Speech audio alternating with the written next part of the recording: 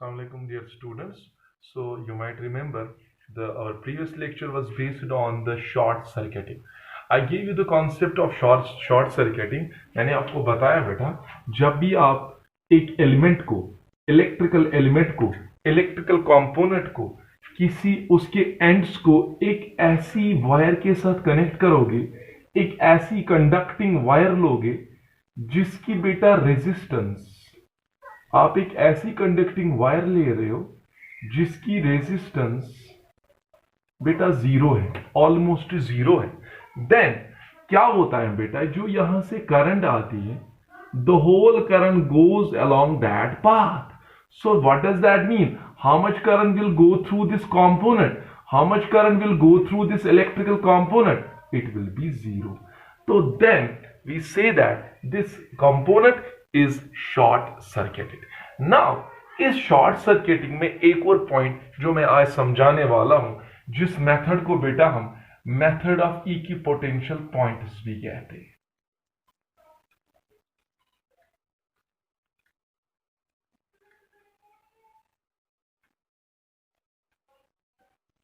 तो बेटा क्या होता है एक्चुअली, अगर आप यहां ऑब्जर्व करोगे, let us name this point as 1 and this one as 2। Now आपने बेटा इस कंपोनेंट को यहां शॉर्ट सर्किट किया and due to that short circuiting ये वाला point this 1 and this 2 they are at same potential and such points are known as equipotential points. So please remember this point. जब आप किसी electrical component को short circuit करते हो तो उसके एंड्स पे पोटेंशियल सेम आ जाता है। That means potential difference across the ends of that component which is short circuited is zero. जैसे बेटा मैं ऐसे ले रहा हूं, say this is R1 and here this is, say here we have the battery, positive, negative, then here ये ऐसे हमने लिया है, say this is R2. Now here you know that across the ends of R2 you have connected a conducting wire of zero resistance, then ये R2 को क्या हो जाएगा बेटा? It is short circuited. Then because of the short circuiting, let me name this point as 1, this as 2. Then across this component which is short circuited, इस इनके ends पे potential same होगा। इसका मतलब वो पॉइंट 1 पे जितना पोटेंशियल होगा और पॉइंट 2 पे both will have the same potential. Therefore I can call this 1 and 2 points are equipotential points. So you can call them equipotential points.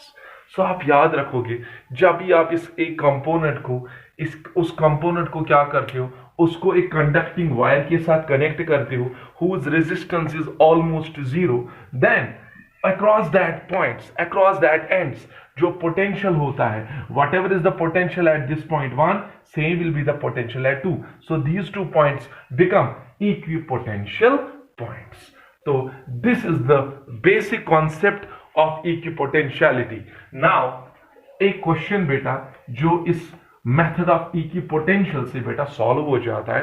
I told you कि मैं कुछ टर्म्स, कुछ मेथड्स आपको दिखाऊंगा जिससे हम बहुत सारे इलेक्ट्रिकल सर्किट्स सॉल्व कर सकते हैं। बिकॉज एक ही मेथड काफी नहीं है इन कॉम्प्लिकेटेड इलेक्ट्रिकल सर्किट्स को सॉल्व करने के लिए।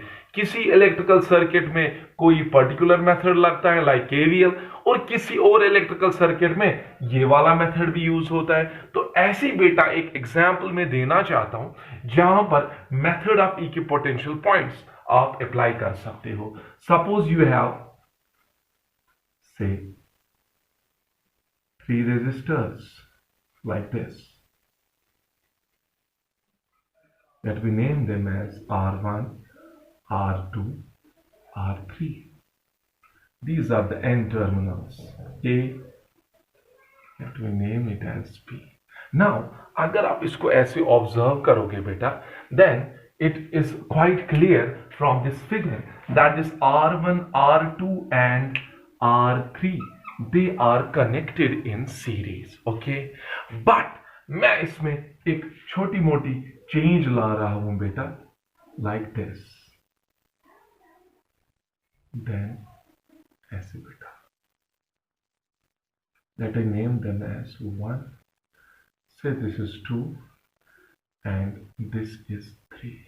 नाउ ये जो मैं कनेक्शन दे रहा हूं बेटा, ये कौन सी वायर्स है? ये कनेक्टिंग वायर्स है, and these connecting wires are having zero resistance. तो बेटा क्या होगा, आप यहां पे ऑब्जर्व करो. देन जब आपने इसको बेटा, आप देखो इस 1 पॉइंट को और इस 3 पॉइंट को आपने इनके एंड्स को इस कनेक्टिंग वायर से कनेक्ट किया है, then can I say that 1 and 3 are at same potential. Why? Because I told you, जिस कंपोनेंट के एंड्स को आप कनेक्टिंग वायर से कनेक्ट करोगे वो पॉइंट्स सेम पोटेंशियल पे आ जाते हैं. आप यहां देखो बेटा, 1 point, 3 point, they are connected by a connecting wire, therefore 1 and 3 are at same potential. Why?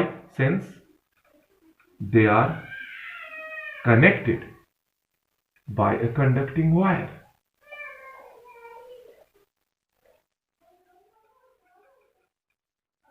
As I already told you that when you connect the electrical component by a conducting wire, then across its ends those points become equipotential points. So 1 and 3 are at same potential. Now let us observe this 2 and this, let I name it as 4. अब देखो बेटा, ये जो point 2 है और point 4 है, आप देखो they are connected by its ends 2 and 4. It is connected by a conducting wire.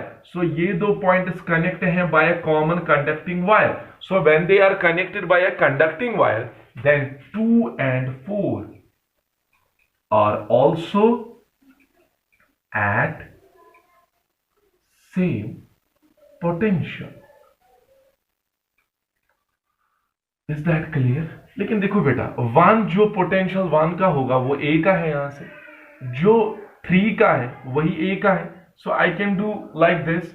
I can make the resistors. I can draw this diagram like this. This is R1. This is the terminal 1 of R1. Okay. R2 का कौन सा terminal इसके साथ मिल रहा है? Third. Okay, 1 and 3. ठीक है बेटा, this is R2. Then you have R3. R3 का कौन सा terminal? It is like this, 2 and 4.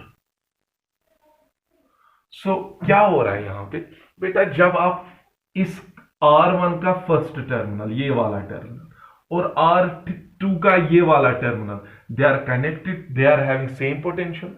आप देखो इस R1 का ये वाला टर्मिनल और R2 का भी ये terminal, they are also connected to the common point. So आपको याद होगा मैंने बताया था, जब आपके रेजिस्टर्स के एंड टर्मिनल्स कनेक्ट हो to the common point, then they are said to be in parallel. ऐसे आपको लग रहा है that they are in series, but actually अगर R1 और R2 को आप ऑब्जर्व करोगे बेटा, आप देखो बेटा, R1 का एंड टर्मिनल 1, R2 का end terminal 3, they have same potential, they are connected to the common point, they are connected to the same potential. अब देखो R1 का ये वाला टर्मिनल 1 है, R2 का ये वाला टर्मिनल 3 है, and terminal, but both are having same potential. Okay, now R1 का ये वाला टर्मिनल कौन सा है? 2. R2 का ये वाला टर्मिनल कौन है? 2. सो वहां से भी उनका पोटेंशियल क्या है? सेम. सो इनके एंड टर्मिनल्स के पोटेंशियल सेम है. सो I can say R1 and R2 are not in series but are in parallel. Okay, what about R2 and R3? Let us see. चलो बेटा बताओ, R2 का end terminal connected to a point 3, R3 का end terminal connected to a point 3. Okay, R2 का ये वाला terminal किसके साथ है? 2 के साथ. R3 का ये वाला टर्मिनल किसके साथ है? 4 के साथ. But according to this 2 and 4 are at same potential. So what does that mean? R2 or R3, they are connected together to the same potential. फिर से मैं रिपीट कर रहा हूं, R2 का ये वाला टर्मिनल पॉइंट 3 के साथ, R3 का भी टर्मिनल एक किसके साथ है, पॉइंट 3 के साथ, सो कॉमन पोटेंशियल। चलो आ जाओ, R2 का दूसरा टर्मिनल 2 के साथ कनेक्ट है, R3 का दूसरा टर्मिनल 4 के साथ कनेक्ट है, but this 2 and 4 also possess same potential. So what does that mean? R2 और R3 दोनों में पोटेंशियल डिफरेंस सेम है। और वो कब होता है, सीरीज में या पैरेलल में? ऑब्वियसली वो पैरेलल में होता है। So R2 and R3 they are also in parallel. So ये तीनों आपको अगर सीरीज में लग रहे, but because of this conducting wire they are in parallel. So what will be their equivalent resistance? 1 by R equivalent is equal to 1 by R1 plus 1 by R2 plus 1 by R3. This is what we call as method of equipotential points. So now let us move to the next question, which is based on the same method. बेटा ऐसे बना रहे हैं,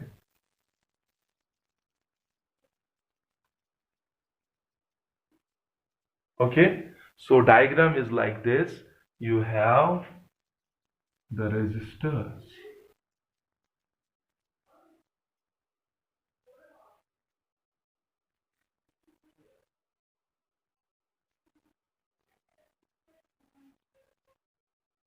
yes, it is, this is point A and this is point B. तो क्या करना है बेटा, यहां पे all of them have resistance R, R, R, R. So how will you solve it? So पहले आपको क्या देखना है, अब बेटा देखो, let I name them as their n terminals 1, 2, 3 and this is B and this is A. Now quite simple it is. अब देखो बेटा, ये 1 और 2, 1, 2, 3B, अब देखो ये पॉइंट्स किस वायर से कनेक्ट है, they are connected by a connecting wire. These points 1, 2, 3 and B, they are connected by a conducting wire of zero resistance. Now you know, when these points are connected, when any 2 points or more than 2 points are connected by a conducting wire of zero resistance, then such points you can call them as equipotential points. Such points possess same potential. So what does that mean? Point 1, point 2, point 3 and point B are at same potential. Okay, तो इनका potential same है. Is that clear? So क्या होगा, ये 1, 2, 3. अब देखो बेटा, इस रेजिस्टर का टर्मिनल ये है, इस रेजिस्टर का टर्मिनल 2, इस रेजिस्टर का टर्मिनल और इस रेजिस्टर का टर्मिनल, तीनों 1, 2, 3 भी they are at same potential. So एक एन टर्मिनल इनका सेम पोटेंशियल पे है. Let us check the next second end terminal. बोलो बेटा देखो यहां से, इस रेजिस्टर का दूसरा एन टर्मिनल किसके साथ कनेक्ट है, टू ए पॉइंट ए. इस रेजिस्टर का भी एन टर्मिनल किसके साथ कनेक्ट है, टू ए पॉइंट ए. इस रेजिस्टर का भी एन टर्मिनल किसके साथ कनेक्ट है, टू ए पॉइंट ए. और इस रेजिस्टर का भी टर्मिनल किसके साथ बेटा कनेक्ट है, to a point A. So what does that mean, इन रेजिस्टर्स के एन टर्मिनल्स, पहले फिर से मैं बता रहा हूं, एक एन टर्मिनल इसका है 1, इसका 2, इसका 3 और इसका B, they are at same potential. Okay, let us check the second end terminals. The second end terminal of this and this, they are connected to the common point A. So what does that mean, in सब का ये सब resistors किसमें बेटा connect है, they are in parallel combination. So what will be their equivalent resistance? You can find out like this, it is R divided by 4. Is that clear? Like you can write 1 by R equivalent, 1 by R plus 1 by R plus 1 by R plus 1 by R, it will be equal to 4 by R. Is that clear? तो और भी questions आप equipotential पे बेटा कर सकते हो. एक क्वेश्चन और मैं दिखा सकता हूं. सो यहां पे एक और क्वेश्चन इन्होंने रखा है like this. You have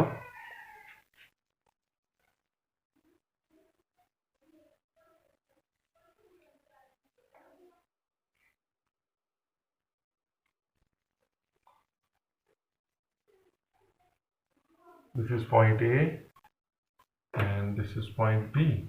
Okay, they are connected like this.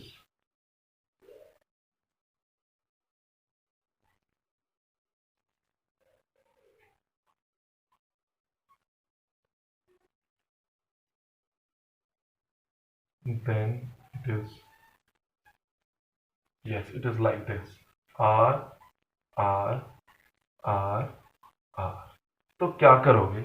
I want to know what is the equivalent resistance between terminals A and B. तो पहले क्या करोगे बेटा आप? अब देखो पहले यहां पर इन टर्मिनल्स को they are connected by a conducting wire. So let me name them points as 1, 2, this is 2, 3, 4. Okay, तो आप देखो बेटा 1 and 3 are at same potential, so you can call them as equipotential points. Then इनका एक और terminal connected to a point 2, इसका दूसरा terminal connected to a point 2, so this R and this R they are in parallel. Then similarly फिर क्या करोगे बेटा, ये रेजिस्टर का भी देखो, इसका 2 और इसका 4 they have same potential. Then इसका टर्मिनल connected to 3 और इसका terminal connected to the 3, so this R they are in parallel. Then उनका equivalent फिर इसके साथ सीरीज में है. So what will be the equivalent resistance? It will be like this. ये वो आएगा R/3 और बेटा यहां पर ऐसे R आएगा. Then you can find out the equivalent resistance between A and B. What will be the equivalent resistance? It will be R/3 plus R. That will be 4R/3.